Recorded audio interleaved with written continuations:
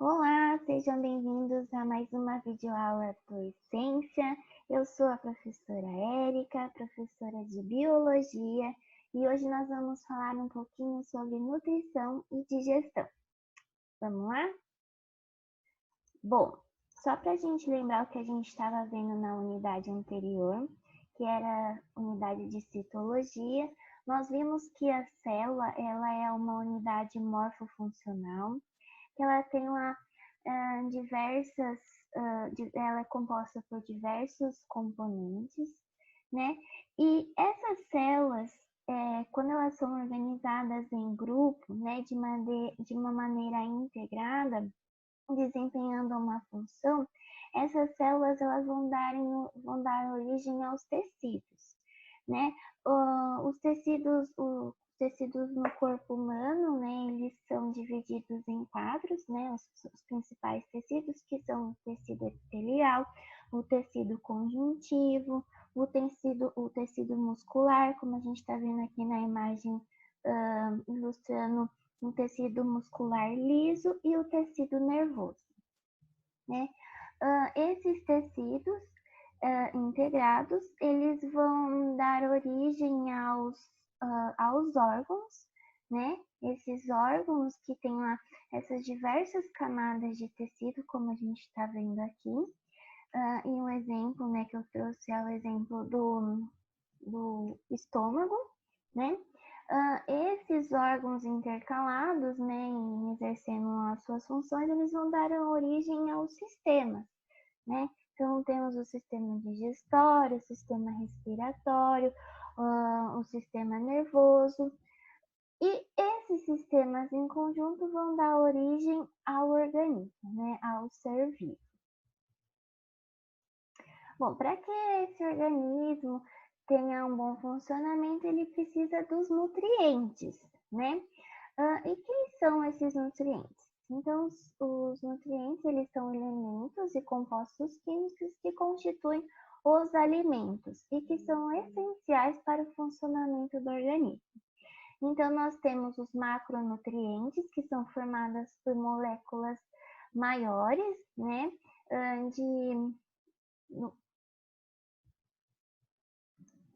A partir da união de moléculas menores, né? No caso, são as proteínas, os carboidratos e os lipídios. Esse grupo de macronutrientes geralmente são os nutrientes têm importante função energética para o organismo. Depois nós temos os micronutrientes, que são as vitaminas e os sais minerais, e a fibra muscular, que apesar de não ser absorvida e digerida, ela tem uma importante função no bom funcionamento intestinal, e a água, que é um importante componente do nosso corpo. Bom, então começando pelas proteínas, elas são constituídas por aminoácidos unidos entre si por uma ligação peptídica. Elas atuam como enzimas, anticorpos, né, na contração muscular, no transporte de oxigênio, e elas têm uma importante função, né, estrutural, de defesa, como os anticorpos, né, de transporte, né, tanto de oxigênio e também na membrana plasmática. Vocês lembram lá do transporte através das proteínas, como hormonal, né, de hormônios proteicos, e também como função contrátil. Eu trouxe alguns exemplos aqui de alimentos, tanto de origem vegetal quanto de origem animal, né? E quanto de proteína, né, esses alimentos podem conter. Como eu falei para vocês, aqui eu trago para vocês, né, ilustrando aqui a formação de uma proteína. Então, aqui a gente tem a ligação, temos dois aminoácidos, essa ligação ela vai gerar uma desidratação, né? Vai gerar liberando aqui uma molécula de água, e aí a gente tem essa formação aqui da proteína por uma ligação peptídica. O que são os aminoácidos essenciais e não essenciais? Dos 20 aminoácidos conhecidos, né, 8, né, aqui desse lado aqui da nossa tabelinha, são considerados aminoácidos essenciais, né, e o restante não essencial. O que seria isso? Os não essenciais são aminoácidos que são sintetizados pela própria célula do organismo, né, do nosso organismo. E os não essenciais, que são de extrema importância para exercer funções no organismo, eles devem ser adquiridos a partir de fontes proteicas, né, de alimentos que são ricos em proteína, né, como aqui mostrei para vocês, né, então eles devem ser adquiridos a partir desses alimentos que são ricos em proteína. Os carboidratos, né, os carboidratos são a principal fonte de energia, né, uma fonte de energia rápida, que é a glicose. Eles são conhecidos também como hidratos de carbono, glicídios ou açúcares. Eles têm uma importante função de reserva energética em forma de glicogênio no animal ou em amido, né, nas células vegetais. E ele também é um importante componente estrutural, né? Lembrando lá da membrana celular, ela também possui, a membrana celular também tem os carboidratos que ajudam na fluidez da membrana celular. Então, os carboidratos, eles são divididos em monossacarídeos, que são os carboidratos simples, os disacarídeos, que é a união de 2 ou mais monossacarídeos, e os polissacarídeos, que são moléculas, macromoléculas, né? São moléculas grandes, né? São glicídios complexos. Então, é formada por centenas de monossacarídeos. Bom, aqui embaixo, desculpa, deu um errinho aqui. Bom, então eu montei uma tabelinha para vocês aqui, né, para simplificar um pouquinho o que são esses monossacarídeos, os olissacarídeos e os polissacarídeos. Então, dos oligosacarídeos, os mais conhecidos são os disacarídeos, né, que são aqui que é a união de 2 monossacarídeos, né?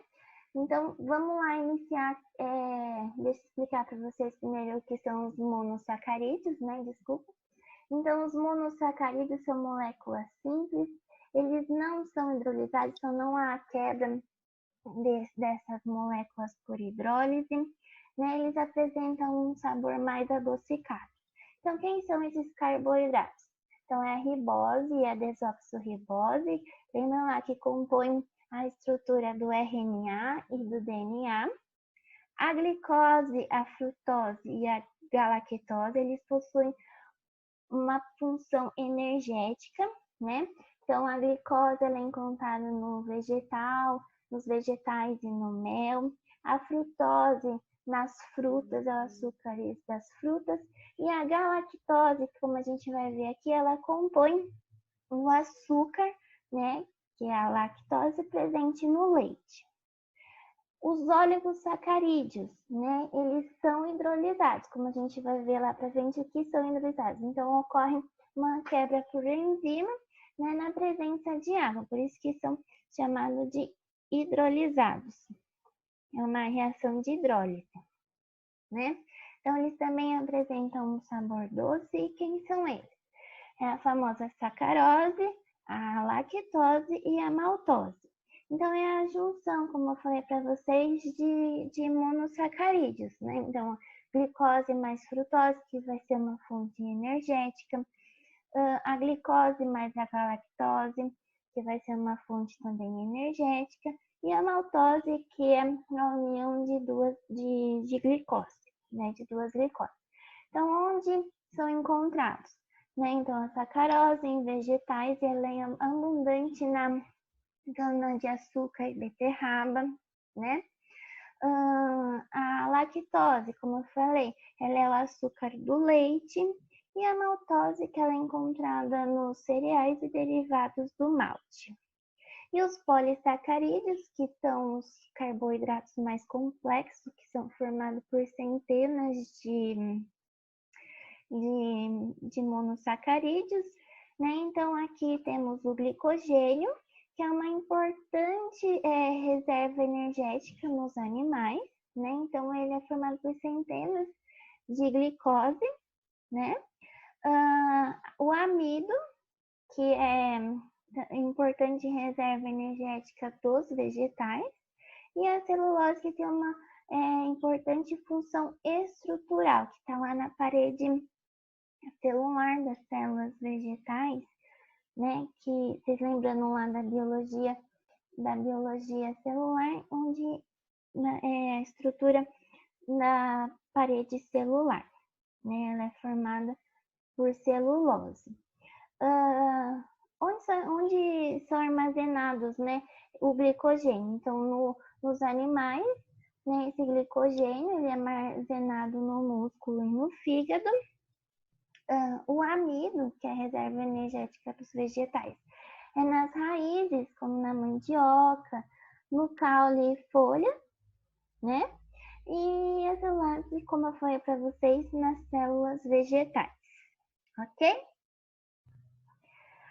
Os lipídios, eles também são macronutrientes, eles não são solúveis em água, né, mas eles são solúveis em solventes orgânicos. Eles têm um importante papel na sobrevivência, né? Entre eles, ele constitui a reserva energética lá em forma de triglicerídeos, compõe, né, a membrana celular, né? Atua no transporte de nutrientes e vitaminas lipossolúveis, é um importante isolante térmico, né, para os animais, é precursor de hormônios, né, como a testosterona, a progesterona, o estradiol, e na produção de sais biliares. Além disso, os lipídios eles protegem os órgãos vitais de agressões externas, né, que é os lipídios que compõem lá o tecido adiposo, tanto visceral quanto o tecido subcutâneo. É um importante isolante térmico no impulso nervoso, né, formando lá a bainha de mielina em volta das células nervosas. E a segunda opção energética para a célula. Lembrando que a primeira fonte é o carboidrato, né, a fonte mais rápida lá é os carboidratos. Esses lipídios, eles são classificados em 4 tipos, né? Principalmente nesses 4 tipos, que são os triglicerídeos, os cerídeos e os fosfolipídios e os esteroides. Os triglicerídeos, como eu falei, eles compõem a maior reserva energética. Eles podem ser tanto as gorduras quanto os óleos, né? As gorduras em temperatura ambiente ela é mais sólida, e o óleo, né, e a gordura ela é composta ela é uma gordura saturada, e o óleo é constituído por ácidos graxos insaturados, né? A gordura ela é encontrada nos animais, né, como fonte de reserva energética lá. Ela que compõe o tecido adiposo, né, que eu trouxe uma ilustração de uma célula adiposa, né? Então aqui temos todas as organelas e um grande reservatório de gordura. E os óleos, né, que são ácidos graxos insaturados, em temperatura ambiente eles estão em estado líquido. Eles são fonte desses óleos, são os óleos encontrados nos peixes, né, no óleo de baleia, o azeite, né, então são fonte desses óleos. Os cerídeos, eles são importantes impermeabilizantes, né, que são as ceras. tanto as ceras de abelha e as ceras encontradas impermeabilizando frutas e verduras, né, para que impeçam a sua desidratação.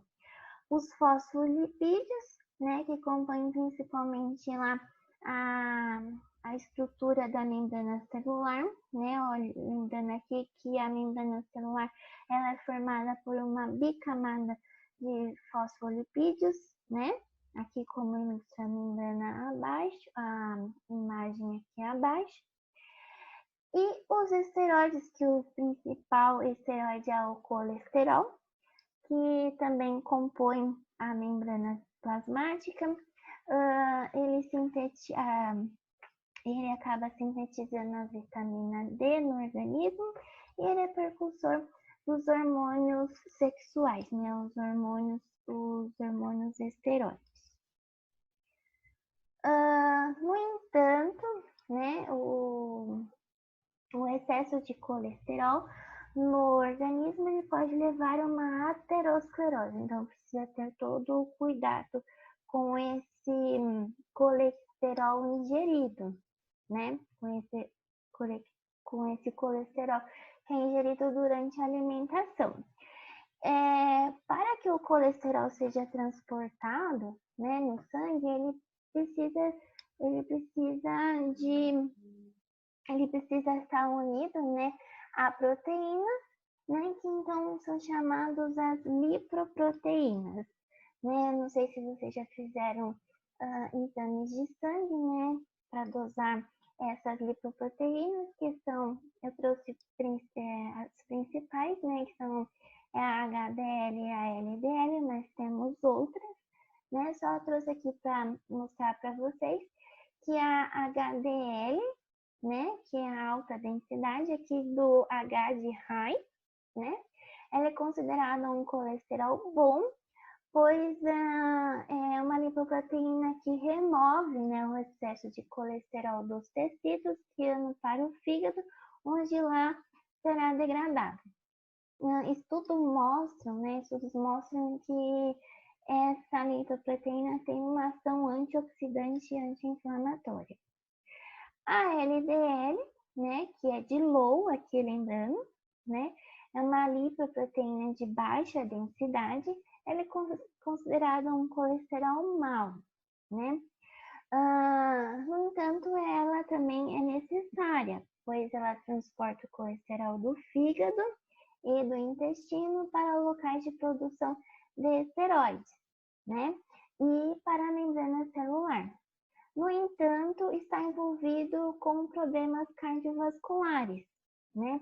Então, podem acumular, né, todo esse excesso de colesterol na parede do vaso, né, levando aqui a aterosclerose. Então, todo esse excesso ele vai acabar sendo acumulado aqui na parede do vaso e levando a vários problemas de saúde. Falamos então dos macronutrientes, agora nós vamos falar dos micronutrientes, que são as vitaminas, né? Elas não são sintetizadas pelo nosso organismo e devem ser adquiridas pela alimentação. Elas são essenciais, né? E elas são divididas em hidrossolúveis e lipossolúveis. Já o nome já diz, né, que as hidrossolúveis elas são absorvidas em solução aquosa, né, como é as vitaminas do complexo B e C, e as lipossolúveis são a sua absorção pelo intestino, ela é facilitada pelos lipídios na alimentação. Dietas com deficiências de vitaminas podem levar à vitaminose, né? E também o excesso ele pode ser prejudicial à saúde. Então aqui eu trago para vocês, né, uma tabelinha mostrando as vitaminas, a fonte dessas vitaminas, né, onde elas são, nos alimentos que elas são encontradas, a doença provocada pela sua carência e qual é a sua função no organismo. Então, ela tem N funções, né, a vitamina aqui. Os sais minerais, assim como as vitaminas, eles não são produzidos, né? Os organismos eles são incapazes de produzir ele, né? Então, por isso, devem ser retirados de fontes alimentares, né? Tanto animal quanto vegetal. E quem são esses sais minerais? Então, aqui a gente tem o cloreto, o cálcio, o ferro, o flúor, o iodo, o sódio, o potássio, né? Então, temos vários minerais. Esses minerais, têm a sua fonte aqui, né? Como a gente pode ver. E eles têm uma importante função para o bom funcionamento daquele organismo, né? Como a gente pode ver aqui. Então, o ferro, ele é importante constituinte na hemoglobina, né? O cálcio, ele fortalece os ossos, né? E dentes e tal. Ele é importante na contração muscular e entre outros. Eu trouxe também uma tabelinha mostrando para vocês, né? Aqui estão os sais minerais, a sua função no organismo, o que a sua ausência pode provocar e aonde eles podem ser encontrados. Lembrando que todos esses nutrientes eles devem ser consumidos de forma balanceada, né? Tanto proteína quanto os lipídios, carboidratos, vitaminas, os sais minerais, né? Então tem que ser uma alimentação balanceada onde vocês possam adquirir de forma adequada todos esses nutrientes. Como eu falei para vocês, né, as fibras alimentares, elas pertencem ao grupo dos carboidratos, no entanto, elas não são digeridas, elas não fornecem energia e nem nutrientes ao organismo. No entanto, elas atuam no bom funcionamento intestinal e também na sensação de saciedade. As fibras, elas são divididas em fibras solúveis e insolúveis, né? Então, as solúveis, que elas dissolvem em água, elas formam um gel viscoso, não são digeridas, como eu falei para vocês, e são facilmente fermentadas pela microflora do intestino grosso. São importantes na redução do colesterol, retardam a absorção de glicose e diminuem a absorção de gordura, promovendo maior saciedade. Então, quem são essas fibras? São as pectinas, as gomas, as iluminas e algumas hemiceluloses. Já as fibras insolúveis, elas não são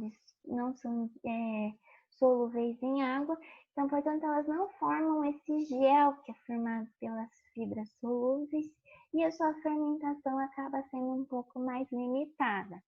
No entanto, ela é importante, né?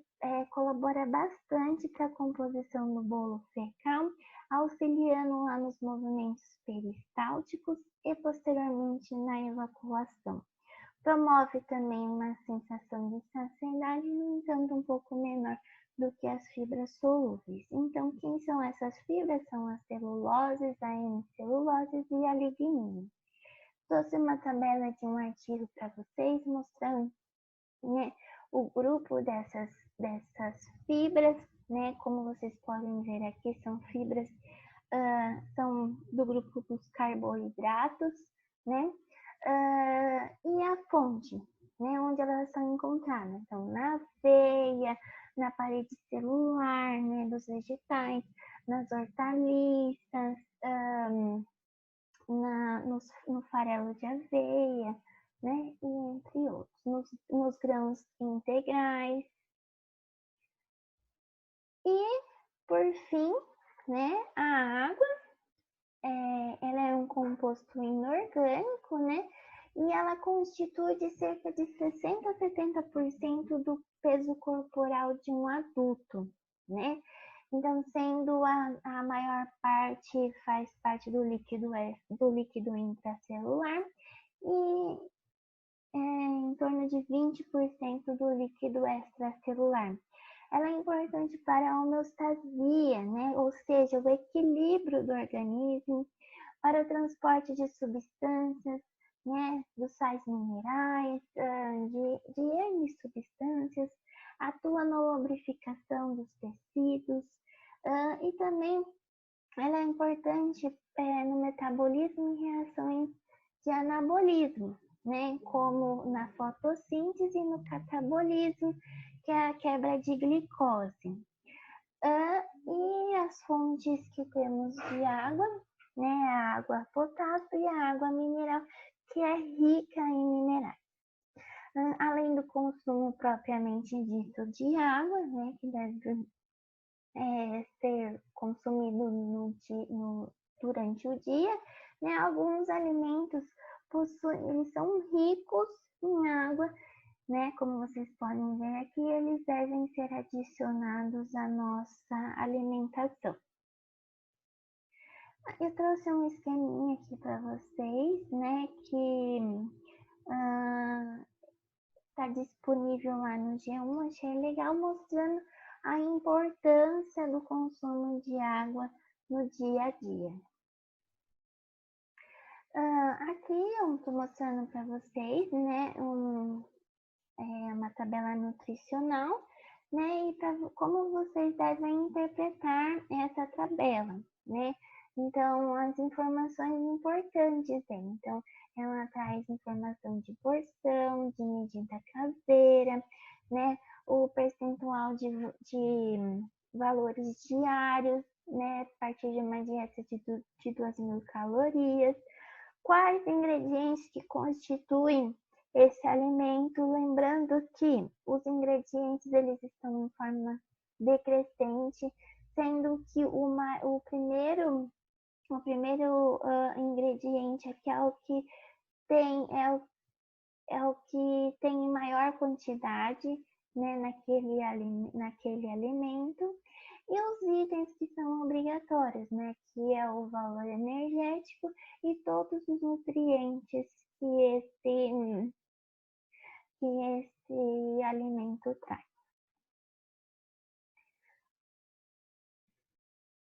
Lembrando que para que esses nutrientes exerçam suas funções no organismo, precisamos ter uma alimentação adequada, né? Uma alimentação de onde nós vamos tirar, né?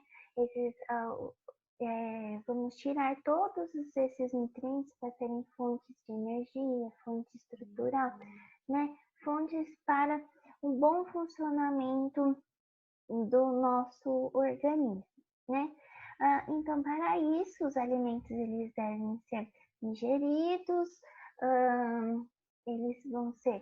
vai ocorrer uma digestão, depois uma absorção e uma eliminação desses resíduos. A digestão pode ser uma digestão intracelular ou extracelular, lembrando lá de biologia celular, né, que a digestão intracelular ela vai ocorrer dentro da célula, né, no citoplasma, onde o organismo, né, ou a própria célula, ela vai realizar essa endocitose, né, e vai ocorrer a digestão a partir dos lisossomos e da fusão de vacúolos alimentares. Essa digestão intracelular é característica das esponjas, né, onde elas pegam partículas dissolvidas no meio, né, e se alimentam dos protozoários. Uma ingestão extracelular que compreende o restante dos reinos animais, né, uma digestão extracelular, ela ocorre em animais que possuem um tubo digestivo, né? Aqui eu trouxe para vocês um esqueminha mostrando o processamento do alimento no sistema digestório, né? Então, que ocorre a ingestão, a digestão, né, desse alimento por processos mecânicos e químicos, como a gente vai ver para frente.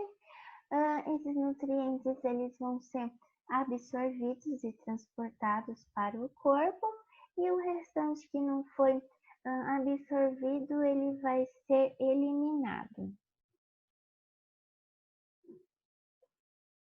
O sistema digestório ele pode ser considerado incompleto e completo, né? Então, eu trouxe dois exemplos para vocês aqui dos quinidários, né? Onde eles apresentam uma única cavidade, né? Onde o alimento vai entrar e vai sair. Essa cavidade é aqui a boca. Esse alimento entrando aqui na cavidade gastrovascular, né? Células aqui da parede vão liberar algumas enzimas que vão estar digerindo esse alimento, além do que as células elas vão captar algumas partículas e vão realizar uma digestão intravascular. Então, aqui nos quinidários, eles possuem um sistema digestório incompleto com uma digestão intra e extravascular. Os plateumintos, né, que são os vermes achatados, é a mesma coisa. Eles possuem uma única cavidade, né, um único orifício onde o alimento ele vai entrar e vai ser excretado, né? Além disso, os plateumintos eles são considerados hospedeiros obrigatórios, que eles também se alimentam de partículas já processadas pelo hospedeiro, né? E através de uma digestão intracelular. Como eu falei para vocês, um sistema digestório completo ele vai compreender, né, os animais que possuem esse tubo digestório, né, onde vai ter a entrada do alimento geralmente pela boca e a saída pelo ânus. Né? Alguns animais eles possuem características próprias, né? Então eu trouxe alguns exemplos para vocês. Aqui da minhoca, né? Que possui um tubo digestivo alongado e ele possuem duas proporções aqui, que é o papo e a moela, né? Então, o papo da minhoca é onde ele vai armazenar o alimento e a moela é onde vai ser triturado esse alimento aqui e depois que ele vai ser absorvido pelo intestino e liberado aqui pelo ânus. Nos peixes, como a gente está vendo aqui na imagem, eles possuem essas duas projeções aqui, né? O seco pilórico é uma projeção aqui intestinal que vai aumentar a área de absorção, né? Aqui do intestino. Nas aves, né? As aves elas possuem o papo, né? Assim como eu mostrei lá nas minhocas, né? Aqui nas aves, o papo é um local de armazenamento e hidratação do alimento. O estômago das aves, ele acaba sendo dividido em proventrículo, tá vendo? Essa parte aqui, e a moela, né? Então, no proventrículo vai ocorrer a digestão enzimática, e na moela, como também na minhoca, né, vai ocorrer a trituração do alimento, né? Então, aqui vai ocorrer uma digestão mecânica, né? E na moela pode armazenar objetos duros, né, que podem colidir com o alimento aqui na moela, né? Vão auxiliar a sua quebra.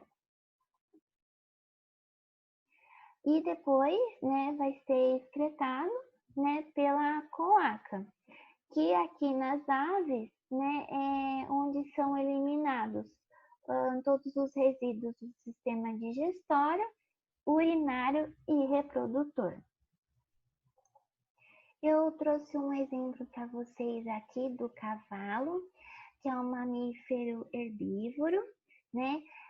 Lembrando que os animais herbívoros, eles vão apresentar um intestino mais longo, né? Comparado com os carnívoros, né? Porque os animais que vão alimentar de plantas, né, eles vão requerer mais tempo para aquela digestão, né, comparado com os que consomem carne, que ela é facilmente digerida, né?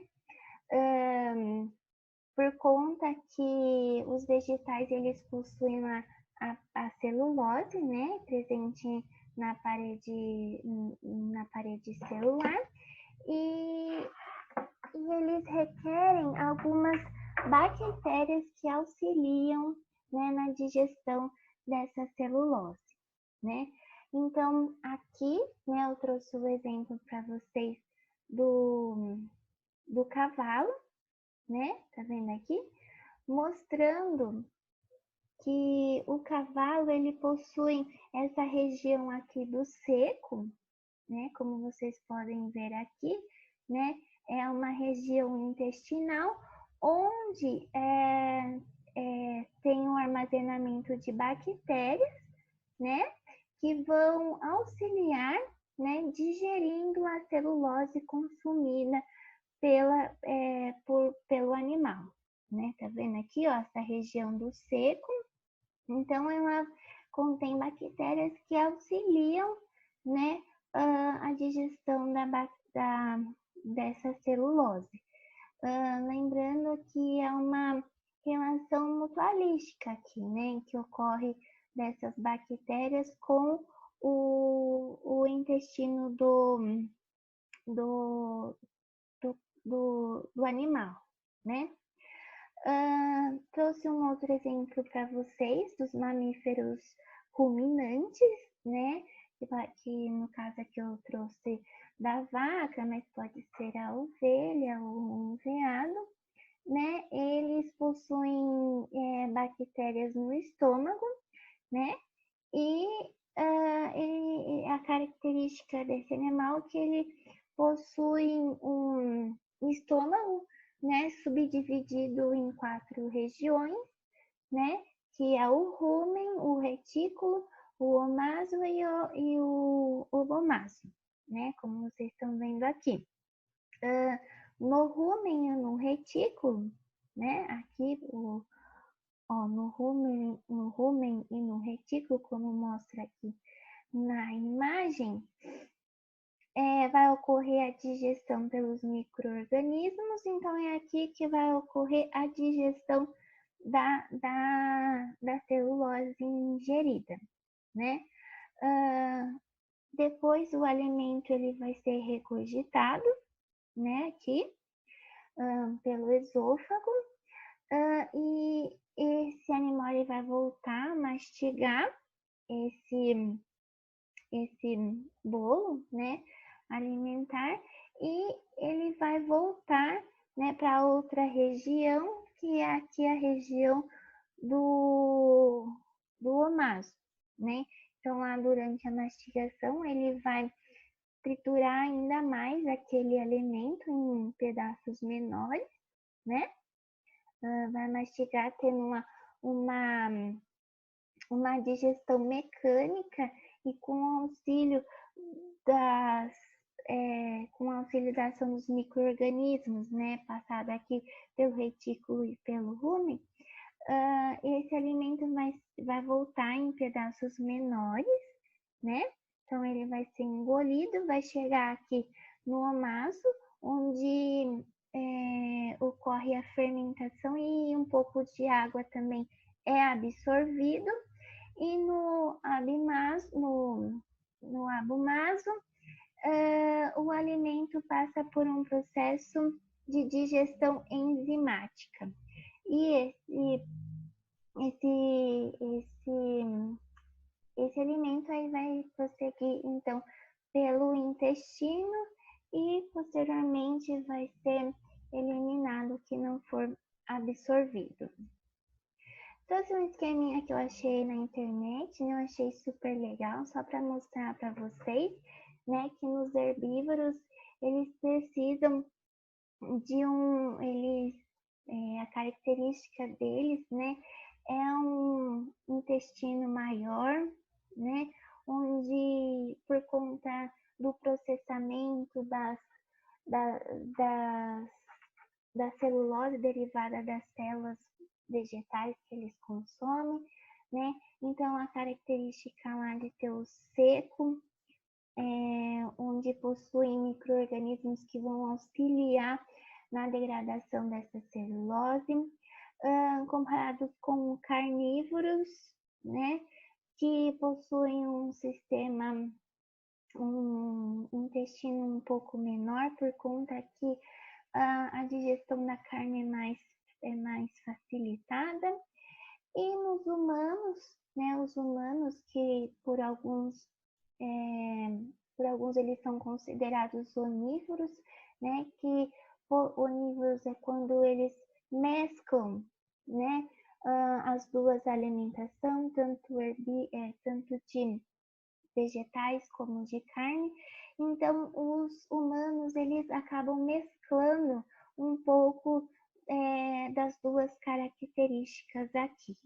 Então, lembrando que as aves, elas possuem o papo e a moela, e os ruminantes que vão ter a característica lá dos 4 estômagos, né, onde vai ter primeiro os micro-organismos que vão auxiliar na digestão da celulose. Em seguida, o alimento ele vai ser regurgitado, né, e engolido novamente para os outros as duas regiões, né, subdivisões aqui, onde vai ocorrer a absorção e fermentação, né, absorção de água e fermentação, e posteriormente uma ação enzimática, seguindo para a absorção no intestino, né, e eliminação. Além disso, né, os mamíferos eles foram adaptando a sua dentição, né, de acordo com aquele alimento, né? Lembrando que os carnívoros eles vão apresentar caninos mais pontiagudos, né, para eles rasgarem e cortarem a carne. Os roedores, né, os molares aqui, ó, tá vendo? Eles vão crescer durante o decorrer da vida, né? Então, cada mamífero ele foi adaptando, né, a sua dentição, né, que cada dente tem a sua função lá. Ó, no caso aqui dos morcegos, que eles precisam triturar frutos duros, né? Então, eles têm dentes mais robustos. Então, eles foram adaptando a sua dentição, né? Então, são animais heterodontos com uma dentição variada, né? Adaptando de acordo com a sua alimentação. Como eu falei para vocês, então a digestão ela pode ser considerada uma digestão química ou mecânica, né? A química é através da ação de enzimas, né? E ocorre um processo de hidrólise, né? Como a gente vai ver nos próximos slides. E a mecânica ela vai quebrar o alimento em pedaços menores, expondo esses alimentos, né, para uma ação enzimática, né, para que a enzima consiga digerir esse alimento, né? Então, aqui eu trouxe para vocês onde ocorre uma digestão química e mecânica. Então, o alimento é ingerido, então na boca ele vai formar um bolo alimentar, né, através da mastigação, que é uma ação mecânica, e com a adição da saliva a partir das glândulas salivares que vão conter enzimas digestivas, né? Esse bolo alimentar ele vai ser deglutido, né? E através de movimentos peristálticos, que é uma ação mecânica, né? Ele vai chegar no estômago e lá no estômago vai ter a adição do suco gástrico, né? E todo o processo de quebra de proteína através de enzimas aqui no suco gástrico. Esse conjunto do bolo alimentar com esse suco gástrico vai formar o quimo, que já no duodeno, né, ele vai receber ainda mais,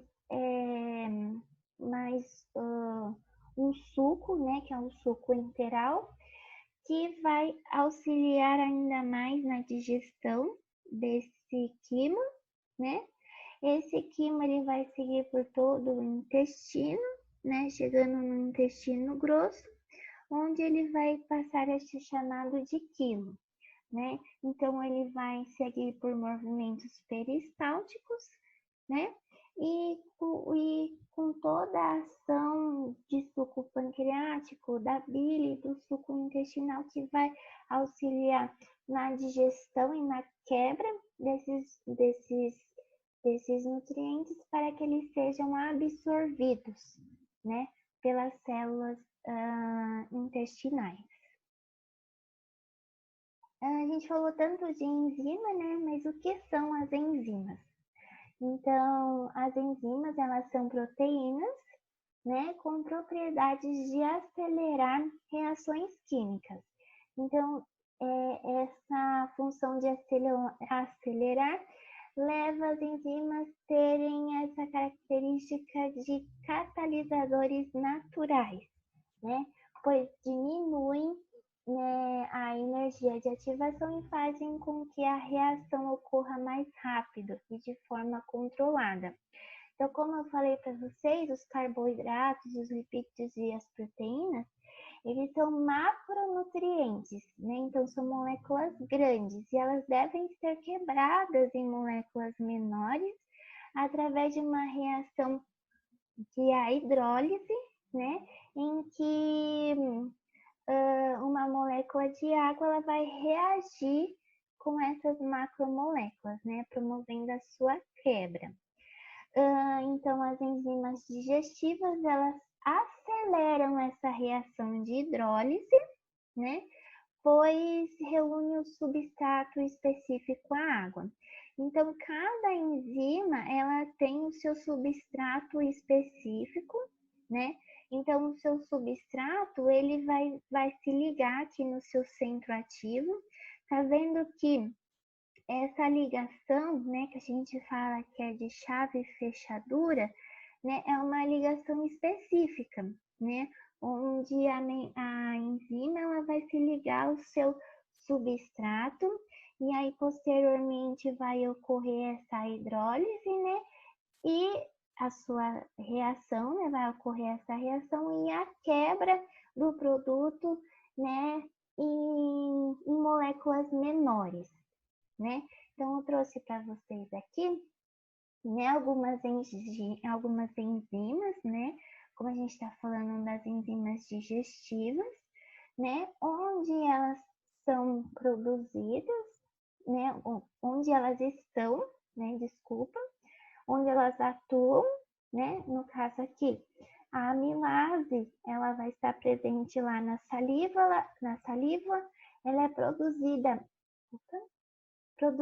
pelas glândulas salivares e elas vão quebrar o amido em maltose, né?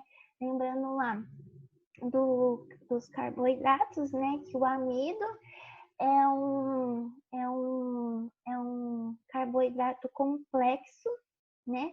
Formado pela união de centenas de monossacarídeos, né? E ele vai quebrar em maltose. Ele como a gente gente vai ver essa enzima ela vai atuar num pH 7, num pH mais num pH mais neutro, né? No estômago temos o suco gástrico.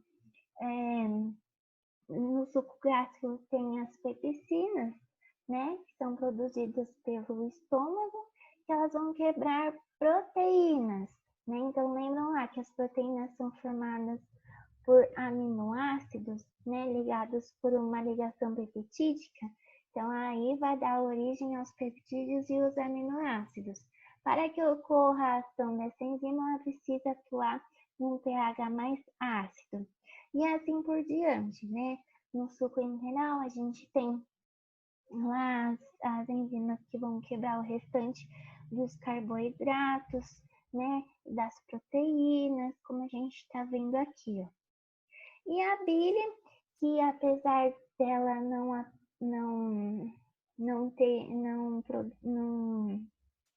ter enzimas, né? Mas ela auxilia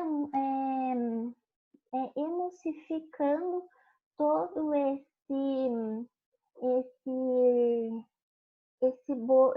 quimo que chega ali no duodeno, né?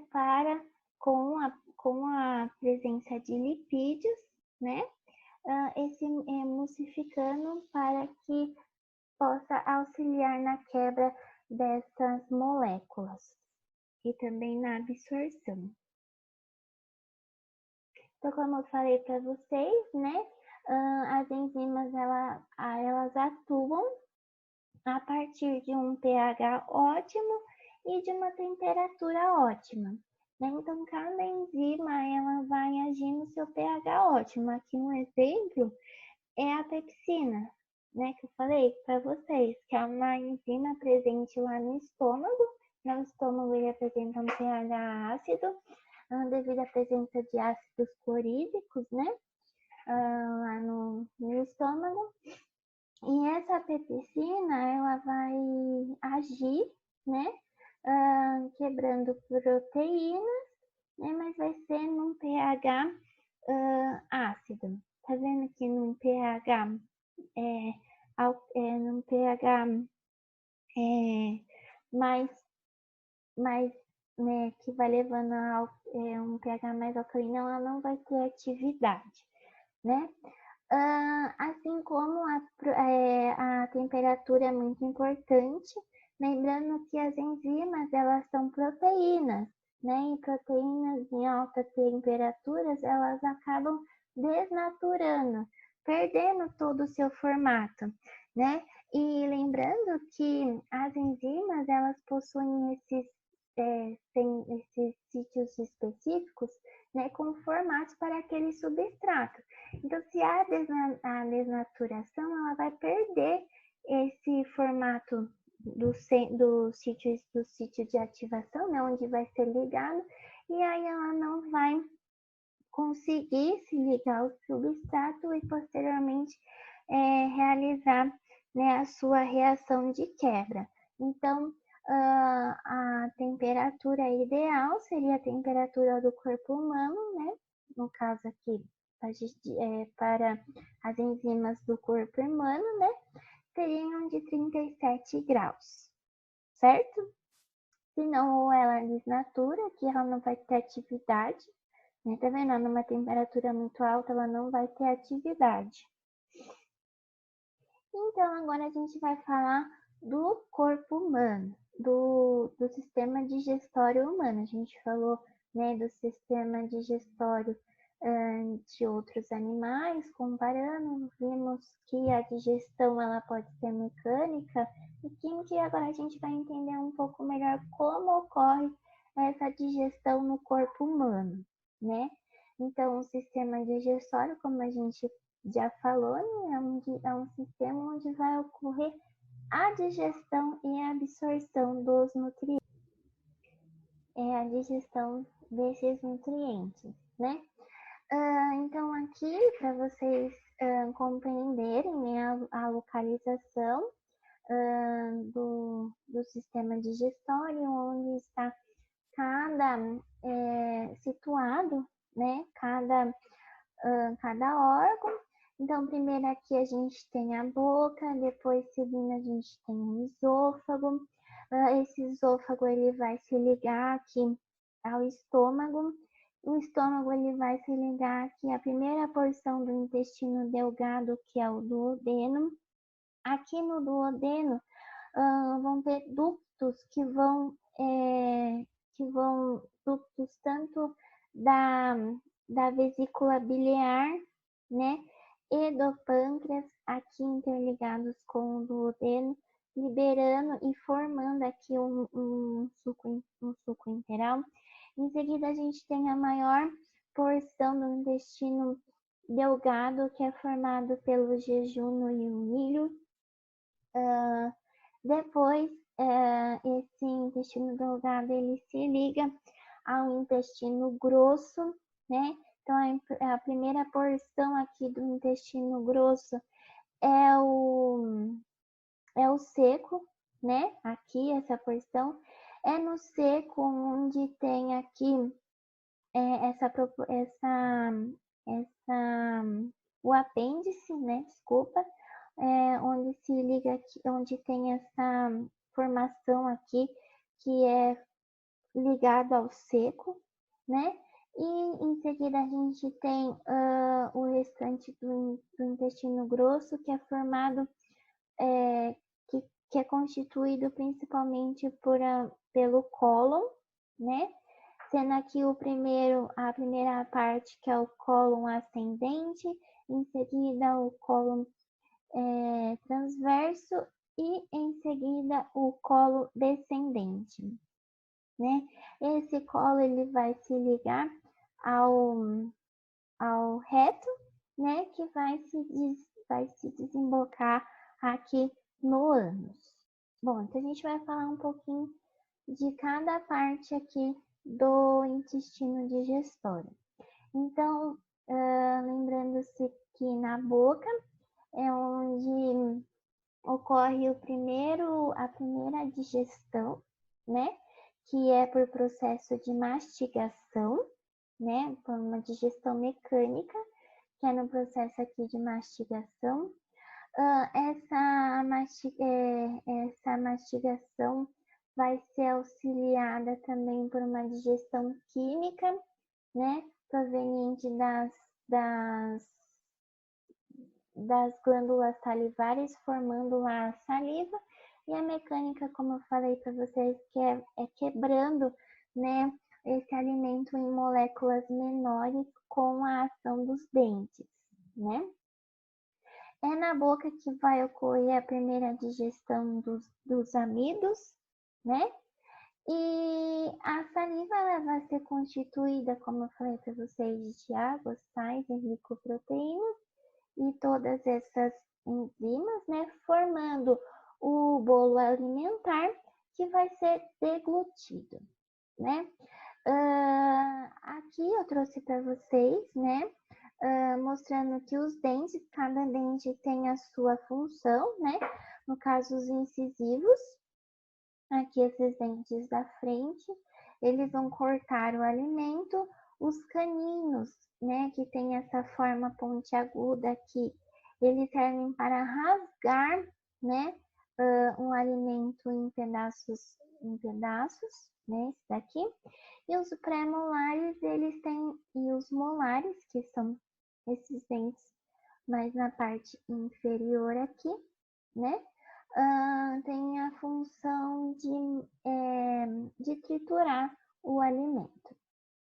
Então, como eu falei para vocês, né, o bolo alimentar ele vai ser deglutido, né, tá vendo? Vai passar por um processo de deglução. E esse é um processo importante, né, onde regiões aqui vão impedir que esse alimento entre para o canal do sistema respiratório, né? Por quê? Porque a faringe, né, aqui liga aqui a boca ao esôfago, ela também faz parte do sistema respiratório, ligando aqui a traqueia, né?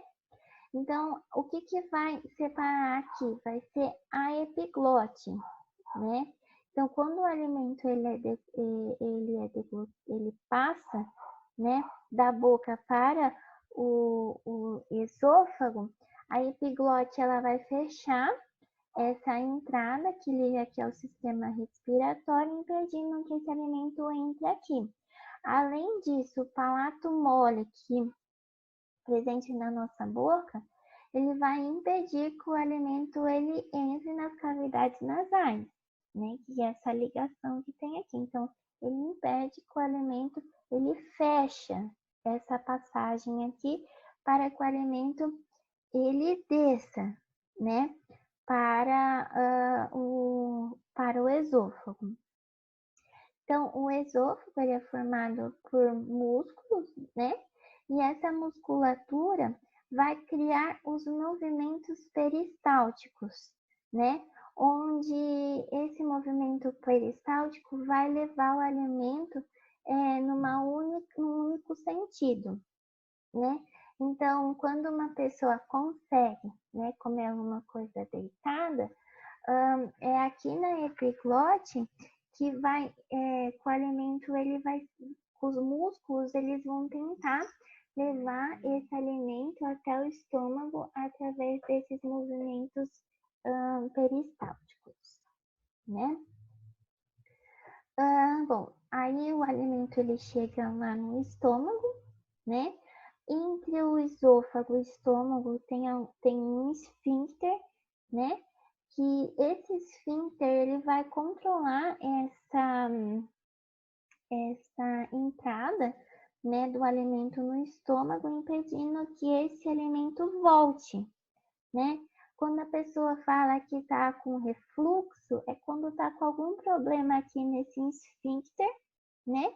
E esse refluxo às vezes pode levar a uma esofagite, né? Uma inflamação aqui do esôfago, por conta que quando o alimento ele chega lá no estômago, ele vai receber, né, o suco gástrico, como eu falei para vocês, é um suco gástrico ácido, né?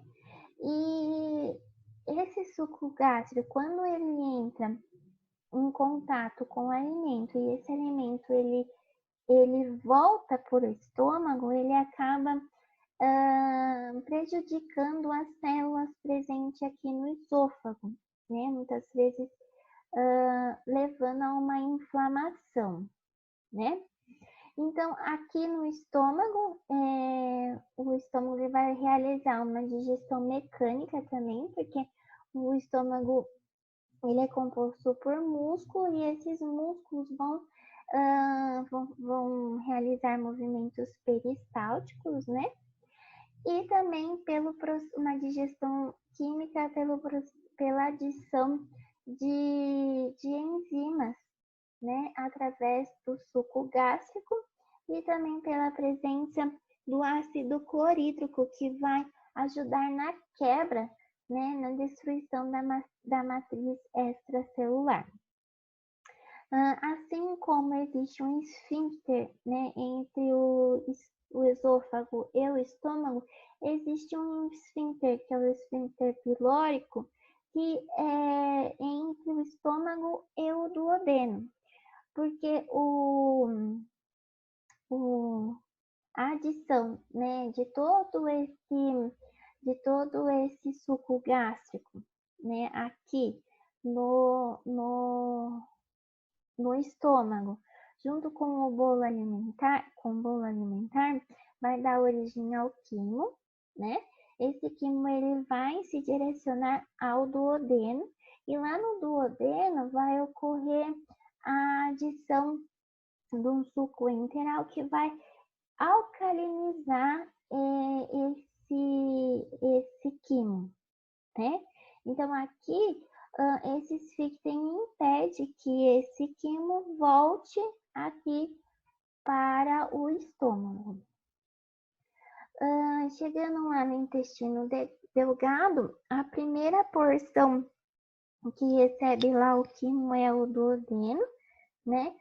Pensando que aqui no intestino de um adulto que tem geralmente 6 metros de comprimento, o duodeno ele compreende uma porção de uns 30, 25 centímetros, né? Bem pequena. E é aqui no duodeno, como a gente vê essa imagem aqui, é onde desemboca, né, o ducto que vem lá da vesícula biliar, liberando sais biliares, e também o ducto que vem aqui do pâncreas, né? Aqui do pâncreas, liberando aqui no duodeno. Então, ó, como está descrito aqui para vocês, né? Então, o duodeno ele vai receber o quimo, né? E esse quimo ele vai receber sucos provenientes do pâncreas, do fígado, da vesícula biliar e das células do próprio intestino, né? Vai desembocar aqui no duodeno. E esse suco, né, formado, também produzidos pelas células do próprio intestino, vão formar o suco entérico.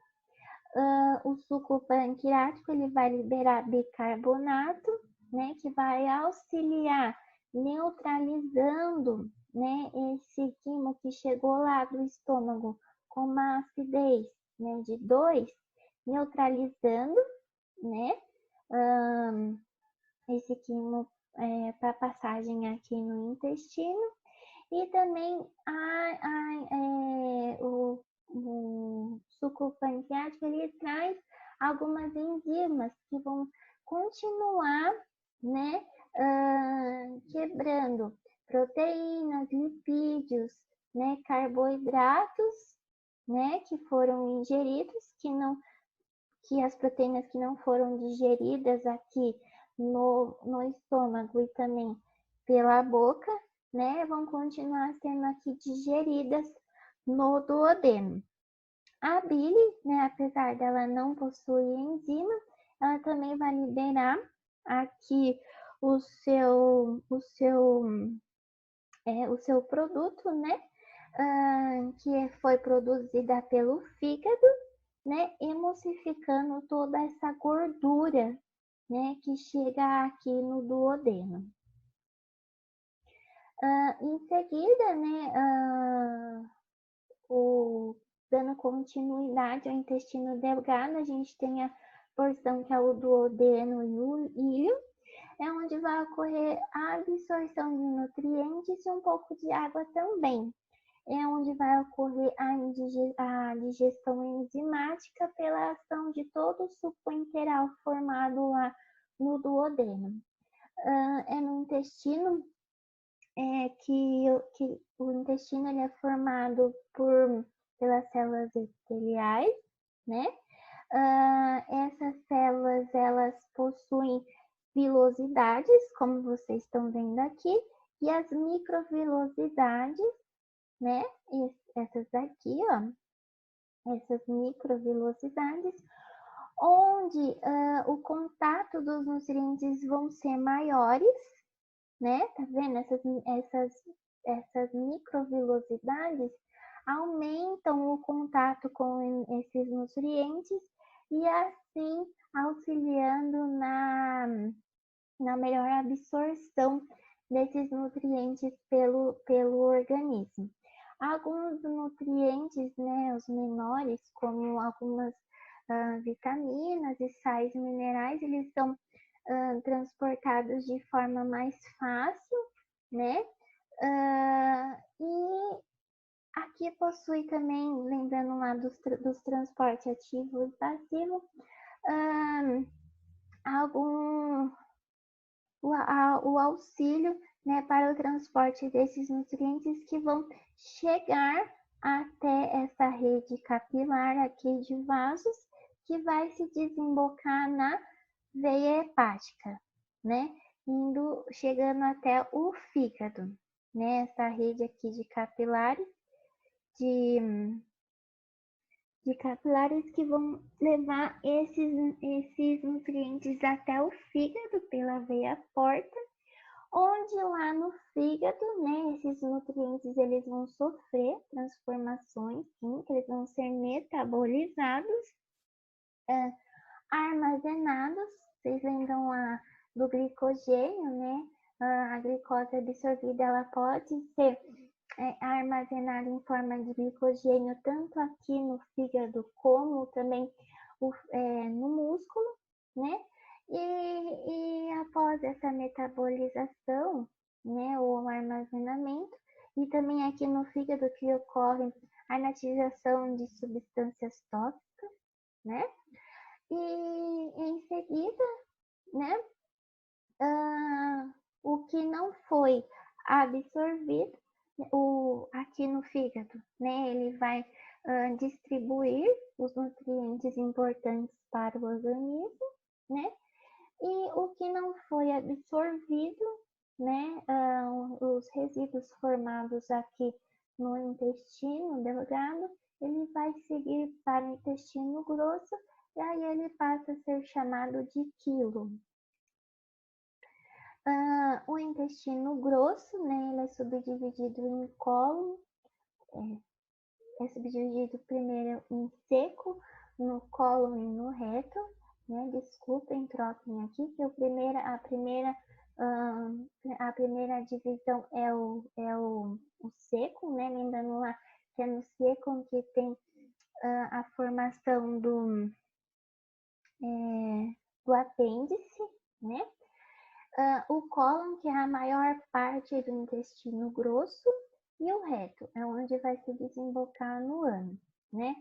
É no intestino grosso que ocorre a maior absorção de nutrientes, de água e vitaminas. As fezes, né, é onde vai ocorrer vai ocorrer a formação das fezes por resíduos não absorvidos, né? E essas fezes, que é chamada de quilo, né, aqui no início do colo, elas serão empurradas por movimentos musculares, né, e peristálticos para fora do ânus, que é controlado lá por músculos, né? O esfíncter, o primeiro esfíncter que é involuntário, que é interno, e o voluntário, que é externo. As fezes, elas são armazenadas no reto até sua eliminação. É no intestino grosso que tem a maior composição de micro-organismos, né? Lá, muitos micro-organismos vivem auxiliando, né, de forma que um beneficia o outro, né?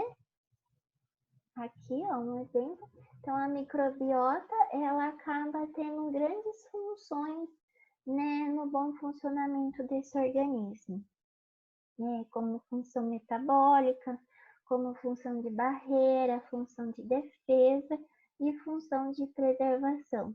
Muitos estudos hoje em dia mostram que a desregulação dessa microbiota intestinal está envolvida com muitas doenças, entre elas diabetes, doenças autoimunes, por conta da desregulação, né, dessas bactérias aqui, dessa microbiota intestinal que está presente lá.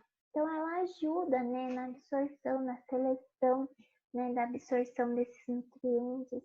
Então, é a microbiota intestinal que ajuda, né? Então, aqui só para resumir o que a gente falou, né, a etapa, né, de digestão e absorção no sistema digestório, então inicia na boca, passa pela faringe, esôfago, estômago, intestino delgado e o intestino grosso, certo?